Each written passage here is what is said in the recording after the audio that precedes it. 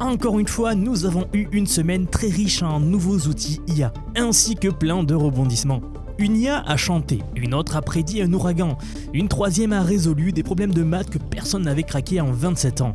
Un robot humanoïde, lui, de son côté, a soudé une pièce en métal dans un vrai atelier industriel. Oui, il a vraiment fait de la soudure, ça change beaucoup de choses. Tout ça en quelques jours seulement. Bonjour à tous, un plaisir de vous retrouver aujourd'hui comme d'habitude pour couvrir cette avancée inarrêtable dans le monde de l'IA, dans le domaine de l'IA. Et le pire, c'est que la majorité de ces avancées que vous allez voir au sein de cette vidéo, vous pouvez les télécharger chez vous dès ce soir, dès maintenant. On va couvrir les 6 dernières nouveautés dans le monde de l'IA qui sont apparues les quelques derniers jours seulement. Nous allons aller de la musique aux mathématiques, de la météo à la robotique. La chaîne approche des 300 000 abonnés, ça fait plusieurs vidéos que je vous en parle, on n'en est plus très loin, donc merci à tous, et si ce n'est pas déjà fait, abonnez-vous, c'est ce qui me permet de garder toutes ces vidéos en accès libre ici sur YouTube et de continuer à les améliorer chaque semaine. Dans le même esprit, il y a aussi une newsletter quotidienne, gratuite elle aussi, où vous recevez chaque matin les infos et les idées de la veille à ne pas louper. Tous les liens sont en description si cela vous intéresse. Ok, commençons par la musique, et plus précisément par le chant. Un nouveau modèle IA vient de sortir, il s'appelle Vocal Render. Et comme son nom l'indique, il génère des voix chantées. Donc, ce ne sont plus des voix synthétiques un peu plates, comme on entend depuis des années. Ils veulent vraiment recréer des vraies voix, avec l'émotion, le vibrato, l'articulation, le bon ton, etc. Des voix qui, parfois, franchement, font peur, tellement c'est réaliste. On lui donne les paroles, les notes MIDI, le tempo, et il va produire un chant complet à 48 kHz, donc qualité studio. Il fait ça sans qu'on ait besoin de lui fournir les durées de chaque phonème ou une référence au duo aligné. Il se débrouille tout seul en fait, pour justement coller à la manière dont chaque syllabe s'étire sur les notes. Le tout a été entraîné sur plus de 2300 heures de chant. Quand on compare avec les concurrents, donc des modèles comme Vevo 2 ou Soul X Singer, ce qui se faisait aujourd'hui dans l'industrie, eh bien Vocal Render les dépasse assez nettement, surtout en termes de naturel. Le taux d'erreur de mots tombe à 4,52 pour la version standard. Le modèle est open source comme bien souvent dans le domaine de l'IA dernièrement. Il est sous licence Apache 2.0 donc disponible sur GitHub comme sur Hugging Face. Les deux versions font moins de 10 gigaoctets, ça veut dire que ça tourne sur la plupart des cartes graphiques grand public aujourd'hui. Seul bémol pour l'instant, c'est qu'il va falloir attendre un tout petit peu parce que le modèle n'a été entraîné que en voix chinoise, mais le code d'entraînement il est publié. Donc n'importe qui peut entraîner son propre checkpoint dans la langue de son choix. Dans le monde de l'open source, ça va très vite. Les gens prennent un modèle et l'arrangent à leur sauce, donc ça va pas tarder à arriver. D'ailleurs, même au moment où je fais cette vidéo, il est sans doute très probable que des voix, par exemple françaises, aient déjà été mises en ligne. Si vous faites de la musique assistée par IA, c'est probablement le meilleur outil de synthèse vocale chantée disponible à ce jour. On continue et on change de domaine car l'actu suivante n'a rien à voir avec la musique. Mais elle pourrait sauver des vies. D'ailleurs, elle en a déjà sauvé. C'est pas une figure de style. Il y a 2 à 3 vidéos en arrière, je vous parlais des gros mouvements qu'il y a eu chez Google DeepMind avec une sacrée réorganisation dans leur département IA. Eh bien, ils viennent de publier Weather Next 2, un nouveau modèle d'IA capable de prédire les ouragans avec une précision qui surpasse tout ce qui existait avant. Et quand je dis tout, je pèse mes mots. Vous savez, alors je sais pas vous, mais moi j'ai l'impression que depuis quelques années, les prévisions météo ne sont plus aussi fiables qu'avant. Je ne sais pas exactement pourquoi, je ne sais pas si c'est juste une observation de ma part ou pas, mais peut-être, non sans doute en fait, je pense que l'IA va régler la prévision météo, les modèles de prévision météorologique dans les prochaines années. Nous allons nous retrouver avec des prévisions météo ultra précises sur beaucoup de jours en avance. En temps normal, la prévision d'ouragan exige 2 types de modèles complètement différents. Donc un modèle assez global, qui est assez grossi pour voir la trajectoire de l'ouragan, et un modèle de prévision local qui lui est haute résolution pour l'intensité. Weather Next réunit les deux dans un seul système. Que ce soit la trajectoire, l'intensité, la structure des vents, tout passe par le même modèle donc. Il peut générer des prévisions jusqu'à 15 jours à l'avance en testant des milliers et des milliers de scénarios possibles en parallèle. En termes de précision, les prévisions à 3 jours de Weather Next sont aussi fiables que ce que les systèmes précédents ne pouvaient atteindre qu'à 2 jours. Ça semble anodin dit comme ça, mais un jour de prévision supplémentaire dans le contexte d'un ouragan, d'une tempête très forte, eh bien c'est un jour de plus pour évacuer une ville. Et un jour de plus pour positionner des équipes de secours par exemple. Donc oui, ça peut être la différence entre la préparation et le chaos. Pendant la saison des ouragans en 2025, le National Hurricane Center américain a utilisé WeatherNext justement pour pouvoir prédire l'intensification rapide de l'ouragan Melissa en Jamaïque. Le modèle a permis d'émettre une alerte avancée. Les équipes au sol ont pu avoir un temps de préparation supérieur. Donc ça, c'est un cas concret avec des vies sauvées concrètes. Google a travaillé sur ce projet avec 4 acteurs institutionnels, dont 2 agences météo nationales. Ce qui est encore plus frappant, c'est que WeatherNext, ici, utilise des données météo qui ont une résolution d'environ 28 x 28 km. C'est environ 100 fois plus grossier que les modèles traditionnels. Pourtant, il les bat.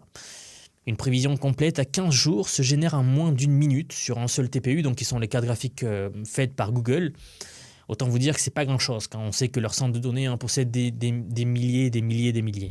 Le modèle a été entraîné sur près de 20 téraoctets de données atmosphériques mondiales, incluant 5000 tempêtes historiques. Google qualifie ça de, je cite, une décennie de progrès météorologique en un seul modèle. Et quand on regarde les courbes d'erreur, c'est difficile de leur donner tort. C'est franchement ce qui m'enthousiasme le plus avec l'IA. Ce genre d'outil qui peut sauver énormément de choses, de vies humaines et nous rendre meilleurs en tant qu'humanité entière. Je le commente souvent sur cette chaîne car on le voit quasiment tous les 2-3 jours. Il y a une avancée dans un nouveau domaine, que ce soit la physique, la médecine, les mathématiques. Bref, tout est impacté par l'IA et on fait des découvertes qui, je pense, d'ici 5, 10, 20 ans, pourquoi pas 50 ans, nous semble aujourd'hui de la magie. Comme si je remontais le temps à l'époque des pyramides et que je leur montrais mon portable, que je leur montrais nos antennes de communication, une lampe, là, si je prends la lampe et que je leur montre, voilà, pour eux, ça serait de la magie. Je pense que ça sera pareil pour nous d'ici 50 ans. Car il y a une accélération en fait du progrès, ça accélère beaucoup plus vite. Cerise sur le gâteau, comme pour Vocal Render, tout est open source. Le code, les poids du modèle, tout est sur GitHub sous licence Apache 2.0. Il y a même WeatherNext 2 Mini, donc qui est une version compacte, exécutable gratuitement dans un notebook Google Colab par exemple. Ce qui veut dire que n'importe quel chercheur, n'importe quelle agence météo dans le monde peut prendre cette base-là, construire des modèles spécialisés pour sa propre région. Donc, si vous êtes dans le domaine de la météorologie, foncez. Ok, vous commencez à voir le motif. Un modèle qui surpasse tout ce qui existait. Des résultats vérifiables. Un accès ouvert à tout le monde. Ce motif va se répéter encore. Et l'actu qui suit pousse ce curseur beaucoup plus loin. Parce que là, vous allez voir qu'on ne parle plus de prédire quelque chose qu'on savait déjà prédire, à moins bien. On parle de résoudre des choses que personne, jamais, n'avait résolues. OpenAI vient d'annoncer que son prochain modèle, nom de code Astra, a résolu 10 problèmes mathématiques ouverts. Des problèmes que les meilleurs mathématiciens du monde n'avaient pas réussi à craquer depuis au moins 10 ans. Certains depuis presque 30 ans. Mais avant d'en parler, un petit peu de contexte parce que l'histoire elle est savoureuse. En octobre 2025, un vice-président d'OpenAI, donc Kevin Weil, publie sur X que GPT-5 a résolu 10 problèmes d'Erdos non résolus. Le post est triomphant, il fait le tour du web, il dure quelques jours. Donc le mathématicien qui maintient le site erdosproblem.com démontre que GPT-5 n'a rien résolu du tout. Le modèle avait simplement retrouvé des solutions qui existaient déjà dans la littérature scientifique. Bloom qualifie l'annonce de, je cite, « représentation dramatiquement trompeuse ». Fin de citation.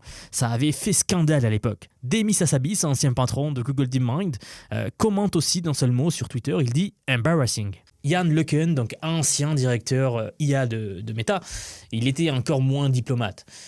Suite à tout ça, Kevin Weil doit supprimer le post. Et écoutez bien, il quitte même OpenAI en avril 2026. Bref, c'est un fiasco mémorable.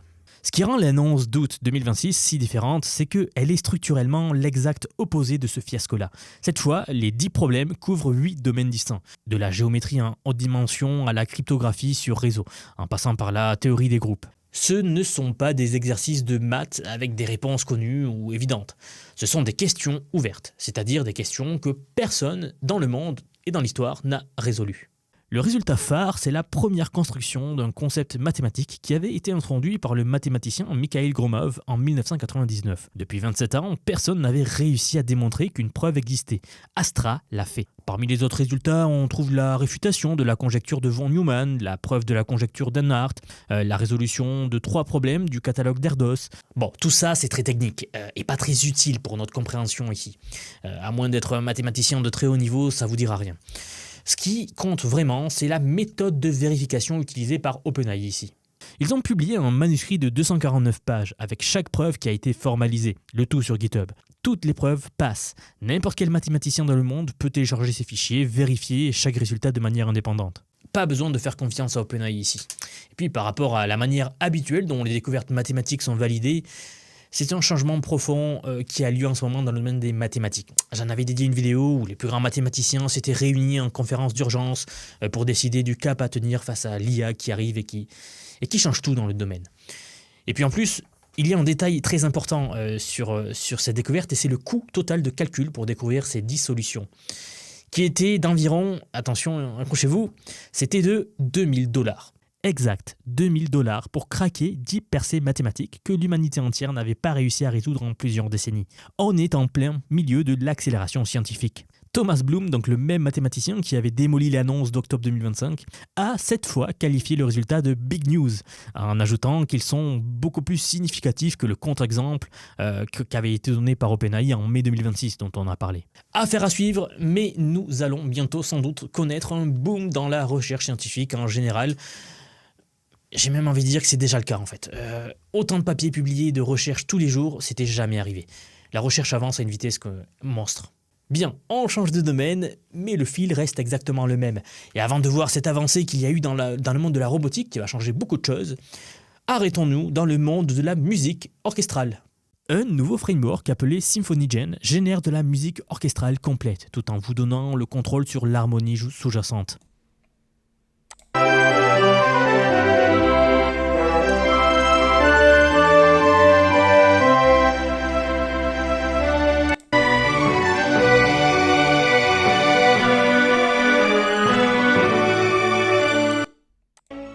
Des fois, quand je regarde ça, je me demande comment aurait réagi Beethoven ou Bach en voyant ce genre de choses. Mais enfin, Ludwig, la fugue est une science exacte.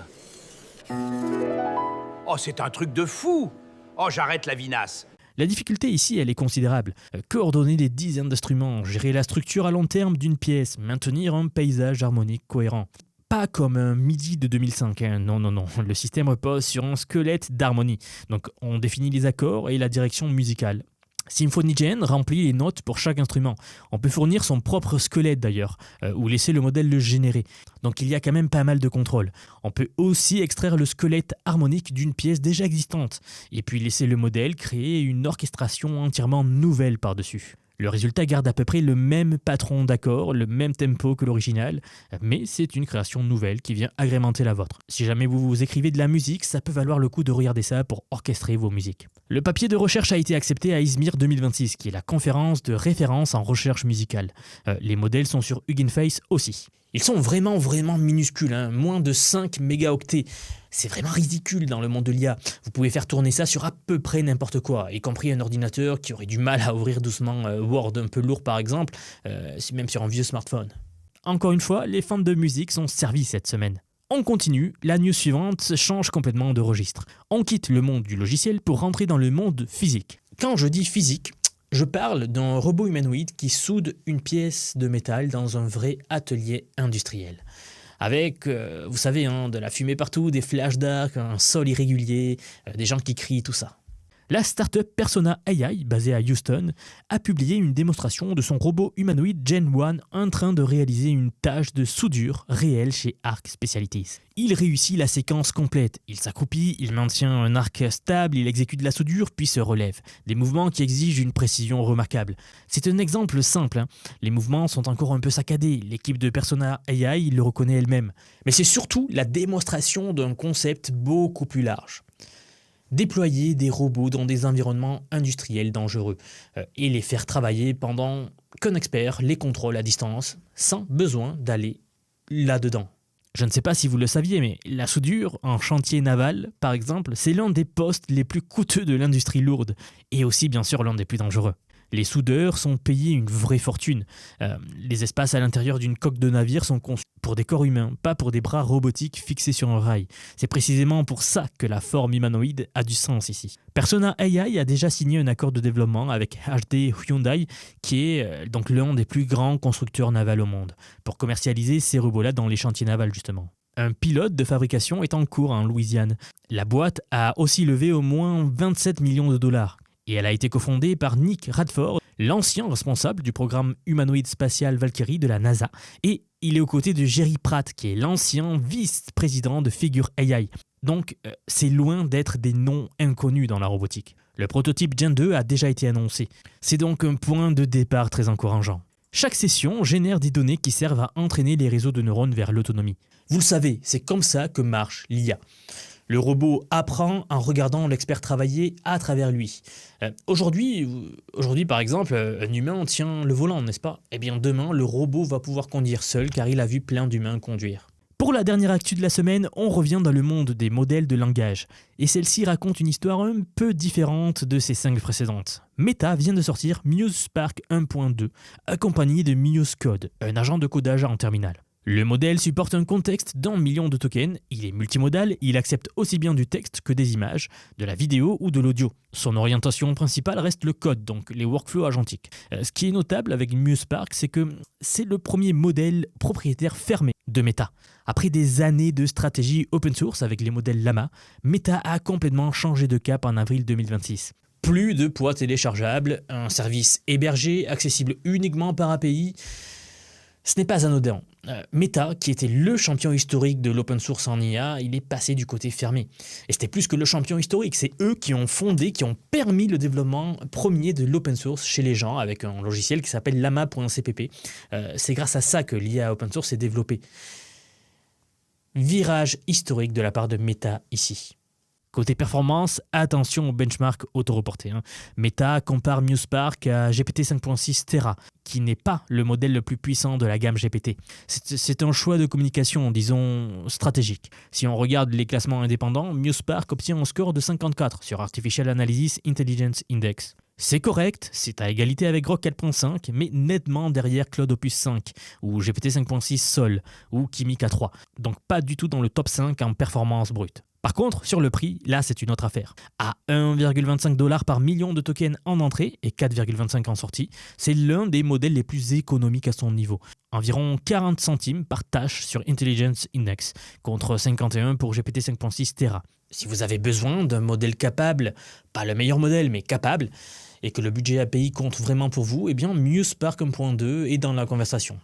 Ça vaut le coup de regarder de ce côté-là. Vous savez, on l'a vu tout au long de la vidéo, mais quand on prend du recul, elles racontent toutes la même histoire. Avec l'IA, on n'est plus dans l'ère de la promesse. Ça, c'est fini. Ça, c'était 2023, 2024, voire 2025. Là, on est en 2026. On est dans l'ère de la livraison. Si vous regardez les news, comment elles ont évolué entre 2023, 2024 et aujourd'hui, là, ça livre en masse des nouveaux outils qui sortent non-stop. La direction ne fait plus débat.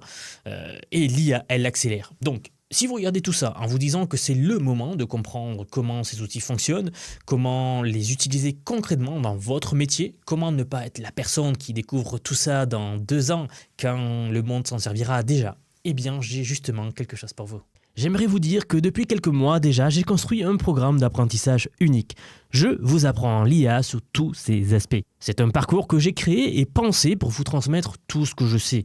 Alors non seulement sur les modèles d'IA comme ChatGPT, Gemini de Google, Grok de Elon Musk, Claude, etc. Je vous montre en fait et surtout la manière de les intégrer concrètement dans votre vie, dans votre travail, dans vos projets. Et ce que vous soyez salarié, indépendant, entrepreneur ou même à la retraite. Car oui, nous avons beaucoup de retraités dans la communauté et ils utilisent l'IA au quotidien. J'ai récemment sorti la plus grosse mise à jour à ce jour de la formation. Ça fait un petit moment que j'en parlais, mais ça y est, elle est là, elle est en ligne. C'est un module entièrement dédié à l'automatisation par IA, donc en utilisant N8N. Autrement dit, la création d'agents IA, donc des espèces de salariés virtuels qui vont travailler pour vous et tout faire pour vous. En somme, vous faire gagner des heures et des heures et des heures. Vous êtes déjà plus de 6 à 7 000 à avoir rejoint ce programme, donc merci pour tout ce soutien. Et enfin, sachez qu'il n'y a pas besoin d'être développeur, pas besoin d'avoir un profil technique. Je vous prends par la main et pas à pas, avec des leçons vidéo claires, des cas concrets pratiques, on voit tout ce qui touche à l'IA. Dernier point, mais pas des moindres bien sûr, si vous nous rejoignez aujourd'hui, vous aurez accès à toutes les évolutions du futur. Sans surcoût, accès illimité à vie à tout ce que je veux vous apprendre. Donc aujourd'hui, c'est un paiement unique, ce n'est pas un paiement mensuel, hein, c'est juste un paiement unique et vous aurez accès à vie à toutes les mises à jour que je vais faire en permanence et que je fais en ce moment même d'ailleurs. Donc si cela vous intéresse, vous avez les liens en dessous de la vidéo, donc soit en description, soit en commentaire épinglé pour nous rejoindre. Dans tous les cas, moi je serai très heureux de vous accueillir dans le programme Vision IA. Si vous êtes encore là, merci d'avoir regardé cette vidéo jusqu'au bout et je vous dis à très vite pour la prochaine vidéo. À bientôt.